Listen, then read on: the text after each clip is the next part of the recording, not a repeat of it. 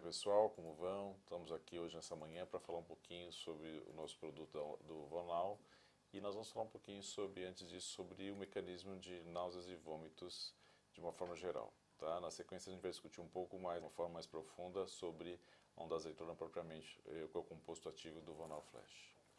Então, falando sobre náuseas e vômitos, vamos falar um pouquinho sobre conceitos. Náuseas é o momento que antecede ao episódio de vômito, que não necessariamente é seguido de vômitos. É o desconforto abdominal, subjetivo, que a pessoa fica bastante incomodada, associado a uma vontade eventual de vomitar. Não necessariamente é seguida, como eu falei já anteriormente.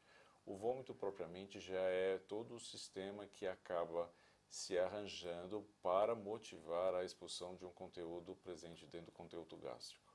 Ele é decorrente de um processo onde há uma interrupção do processo de digestão e uma inversão de todo um mecanismo de condução dos movimentos peristálticos, relaxamento dos esfíncteres da região da cárdia, onde vai ser expulso o conteúdo gástrico através desse reflexo decorrente precedido da náusea e que evolui com o processo do vômito propriamente.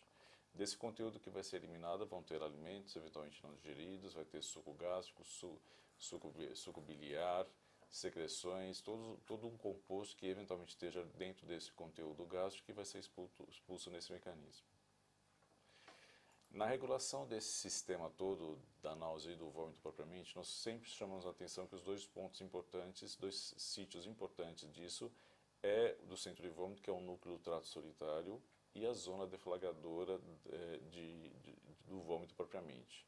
Muito focado com o advento do medicamento, nessa zona que é muito aferida com relação à utilização de medicamentos fortes, como os quimioterápicos, que é uma região bastante focada nesse controle e é a zona que deflagra propriamente o mecanismo do vômito, chamado também de zona postrema. Então vamos falar rapidinho como é esse sistema do vômito. Nós temos uma digestão que é interrompida, nós temos um movimento que se deflagra de aumento da pressão intragástrica, nós temos uma reversão do movimento peristáltico do intestino delgado em direção já ao conteúdo gástrico, e nesse conteúdo nós temos um aumento dessa pressão e um relaxamento do esfíncter da cárdia, que acaba relaxando e esse conteúdo todo do interior gástrico é expulso através deste mecanismo. O que faz desencadear esse processo todo do vômito? Então nós temos vários pontos que estão relacionados. Vamos começar a falar sobre os mecanismos cujo fundamento é de origem gastrointestinal. Então, dentro do aparelho intestinal nós temos alguns receptores que são chamados mecanorreceptores, relacionados à distensão de alças intestinais do próprio estômago e também da contração, dor, relacionado também a esse processo. E quimiorreceptores que são sinalizadores que vão caracterizar processos de irritação da mucosa gástrica, presente em ácidos, aumento da temperatura, quando você tem temperatura, febre presente no organismo, e alguns medicamentos que são potencialmente emetogênicos, né? Eles desencadeiam o vômito. O maior exemplo disso, e vocês conhecem, são os quimioterápicos. Nós temos caracterizações de medicamentos e os quimioterápicos nesse sentido com poder maior ou menor de desencadear o vômito. E é dentro desse conhecimento que a gente toma medidas preventivas com o uso de medicamentos justamente para inibir esse processo ou amenizar esse processo. Em relação a produtos e ações de ordem química, essas alterações podem surgir decorrentes de alguns processos, alterações metabólicas diferentes. Um processo que você tenha de baixa de sódio, aumento do cálcio, isso desencadeia um processo de alteração metabólica, vem o processo de náusea e desencadeia o processo efetivamente de vômito. Os medicamentos que eu já comentei com vocês, dos quimioterápicos, mas nós temos vários outros fármacos que também desencadeiam esse processo e isso vai variar de acordo com a sensibilidade que o indivíduo tem com relação a diferentes drogas. Para alguns pacientes você pode ter essa sensibilidade maior ou menor, mas todos eles são fatores que podem desencadear esse reflexo do vômito. E por fim, lembrar também das toxinas, as infecções gerais que uma pessoa possa ter, ou infecções de ordem intestinais, onde bactérias desencadeiam e formam toxinas, e essas toxinas vão agir sobre esses quimiorreceptores presentes dentro do aparelho intestinal e vão desencadear o reflexo de vômito. Do ponto de vista clínico, não podemos deixar de falar de outras situações que estão envolvidas em possibilidades de desencadear o reflexo do vômito. O mais conhecido por vocês, uma enxaqueca forte, uma dor de cabeça forte. Uma dor de cabeça forte que acaba interferindo bastante em toda a parte cognitiva do paciente e a intensidade da dor acaba sendo um fator bastante frequente nesse processo envolvido da enxaqueca, que é a náusea e o vômito propriamente. Lembrando também que processos outros a nível do sistema nervoso central, como meningites, febre alta, todos esses também são fatores que favorecem e desencadeiam reflexo de vômito nesses pacientes. Pacientes que sofrem processos de ordem do controle do equilíbrio, do processo a nível do sistema vestibular. Então, isso é uma situação que uma pessoa que há uma crise de labirinto, com processos outros, ou até uso de medicamentos que interferem no sistema vestibular e acabam interferindo em relação à própria condição de equilíbrio do paciente, isso também é um fator que é uma das situações que a gente pode estar relacionado com o aparecimento de náusea e do vômito propriamente. Lembrando dessa situação toda, nós temos que lembrar quais são os intermediadores desse processo. E falando nisso, nós vamos falar quais são os neurotransmissores e as substâncias químicas relacionadas a esse processo todo que relaciona a essa condição de desencadear a náusea e o vômito. Nós falamos em receptores dopaminérgicos, opioides ou serotoninérgicos, que é o 5-HT3, da serotonina. E é dentro desse receptor 5-HT3 que nós temos o nosso medicamento, a ondansetron, que vai agir seletivamente nesse receptor, inibindo o reflexo do vômito, dentro da área postrema. Os receptores dopaminérgicos também no estômago, eles também modulam esse sistema. E o medicamento que mais conhecido por vocês para lembrar desse processo é a metoclopramida. Esse medicamento ele vai permitir que haja um relaxamento da musculatura gástrica e um retardo no esvaziamento gástrico. Quer dizer assim, ele vai facilitar que esse processo ocorra e que eventualmente amenizaria nesse processo do vômito. De outros receptores, nós falaremos dos receptores colinérgicos, né? E esses receptores colinérgicos e estaminérgicos do aparelho vestibular também têm seus mecanismos envolvidos em diminuir esse reflexo do vômito. O mais conhecido e o mais efetivo nesse sentido é o dimenidrato, que é um produto bastante utilizado, inclusive, na gestação, para inibir esse processo de náuseas e vômitos nesses pacientes. Lembrando para vocês em relação às afinidades de medicamentos, aqui a gente dá o destaque que nosso foco maior é falar sobre a ondansetrona, que é um inibidor seletivo do receptor 5-HT3. Ele é o único medicamento de ação seletiva em receptor, diferente dos demais, com menos efeitos colaterais, e nesse sentido é o que tem maior poder de controle de náuseas e vômitos nos indivíduos, tanto em crianças quanto em adultos, e em situações outras, seja de tratamento com medicamentos potentes, como quimioterapia, ou durante a própria gravidez, que isso nós já temos discutido bastante e é um dos medicamentos utilizados e defendidos para utilização também no primeiro trimestre. Então é um medicamento que hoje em dia ele é o mais adequado para o controle por ser o mais seletivo e, portanto, tem menos efeitos colaterais. Lembrando dos mecanismos possíveis, e nesse fator a gente vai falar de um tipo de tratamento que é bastante impactante, que é o tratamento das doenças neoplásicas, onde se faz uso de drogas com poder alto de criar a emese, a náusea e o vômito, tanto radioterapia quanto quimioterapia. Todos eles atuam em diferentes setores do nosso organismo que vão desencadear o reflexo, a náusea e o reflexo do vômito. Seja por constipação, por distensão, seja por irritação a nível da mucosa gástrica, seja por ativação da zona deflagradora do vômito, que é um dos pontos maiores em relação aos quimioterápicos, alterações metabólicas decorrentes do uso dessas medicações, todos esses fatores se concentrando para desencadear o processo de náusea e de vômito. E falando o que eu já comentei anteriormente a respeito do poder dessas drogas, nós temos drogas que são já caracterizadas de alto, médio ou baixo poder de desencadear a náusea e o vômito. Então, quando você vai usar drogas como as platinas e outros quimioterápicos, já é sabido e é utilizado medicamentos como a própria ondansetrona para que esse paciente, ao ser ministrado o medicamento, já tenha recebido esses medicamentos associados a corticoides, associados com metoclopramida eventualmente, para amenizar esse processo. Mas de todos esses medicamentos, a ondansetrona ele é a medicação mais utilizada nesse sentido.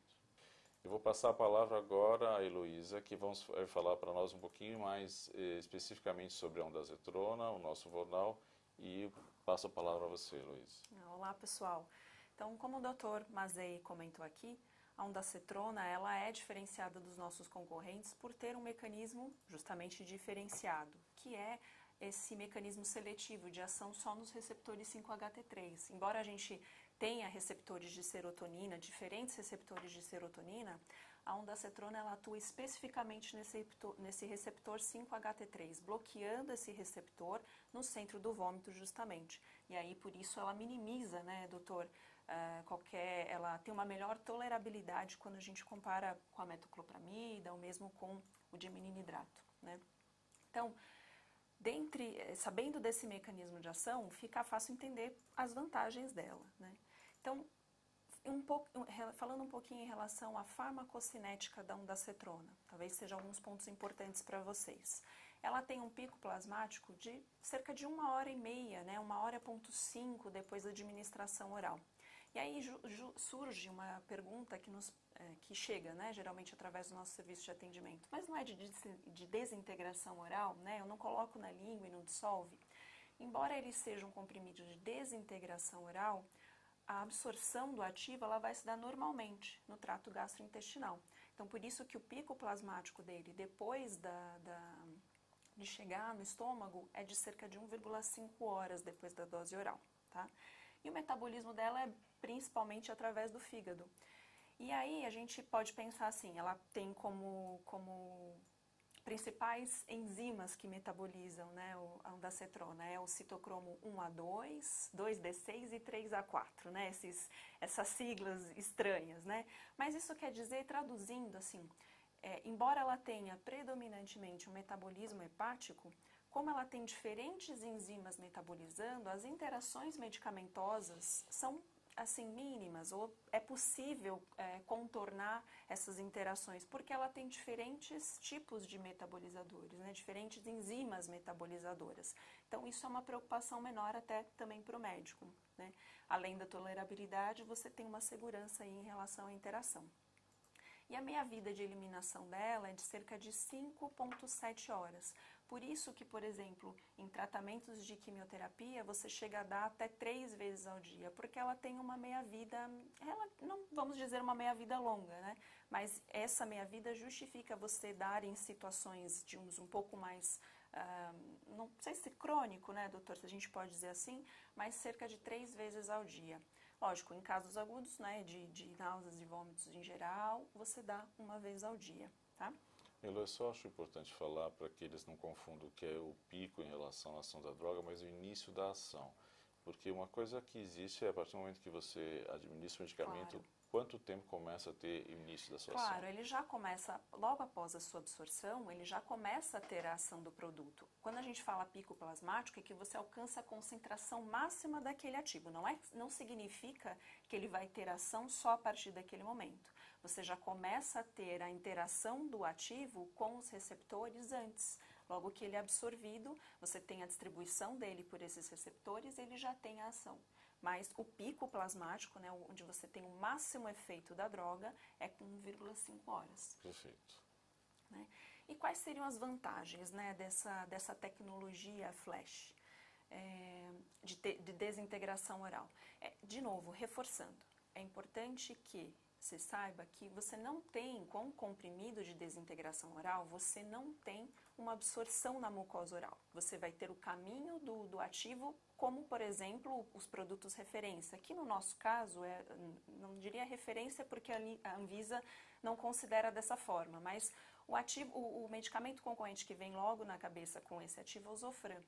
Então, o Vonal Flash versus Zofran, eles têm a mesma absorção. Inclusive, existe um estudo em que mostra que eles são bioequivalentes. Eles têm a mesma taxa de absorção, a mesma velocidade, né, de absorção, consequentemente também os mesmos parâmetros farmacocinéticos.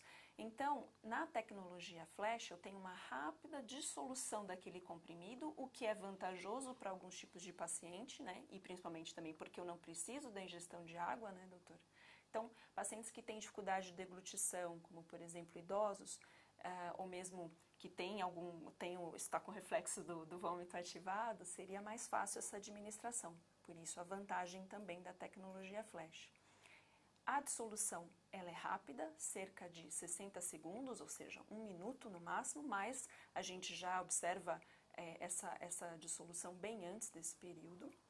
E aí você também tem, além da facilidade de administração, é fácil manipular os comprimidos. Então, quando você, por exemplo, pensa numa fórmula injetável, né, ou mesmo um comprimido regular, você só coloca na língua do paciente, tem a desintegração, a partir daí a absorção, né, passando pelo trato gastrointestinal, e aí já a ação.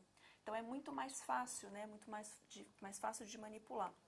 Além disso, também tem estudos, doutor, que falam sobre a farmacoeconomia, ou seja, como essa forma de administração ela é muito mais econômica, né? Ela tem, além da fácil manipulação, você não precisa fazer uma diluição no ativo, você também evita, né, ou minimiza internações, né, porque você já faz a administração no pronto-socorro e já facilita o efeito do produto, né? Então, a gente fala que ele seria farmacoeconômico, né? E é isso, doutor. Essas seriam as vantagens principais que a gente tem da nossa tecnologia flash frente aos concorrentes, além de uma excelente tolerabilidade, baixo potencial de interação, facilidade de administração para diferentes perfis de paciente e a eficácia aí já bem consagrada do ativo, né? Isso foi motivo de mudança de hábitos no atendimento. Isso é uma situação que a gente vê com muita frequência dentro dos serviços de pronto atendimento, onde tanto crianças quanto adultos são atendidos e a presença desse medicamento a ser oferecido já dentro dessas unidades de pronto atendimento otimiza muito o atendimento dos pacientes, amenizando o período de permanência, amenizando inclusive a necessidade da internação que você comentou. Exato. Com certeza é uma situação que é melhor tanto para uma família com uma criança, quanto para adultos que estejam dentro da situação, que conseguem ser atendidos de uma forma bastante objetiva e rápida também. Exato. É isso aí, pessoal. Obrigado a vocês. Obrigada.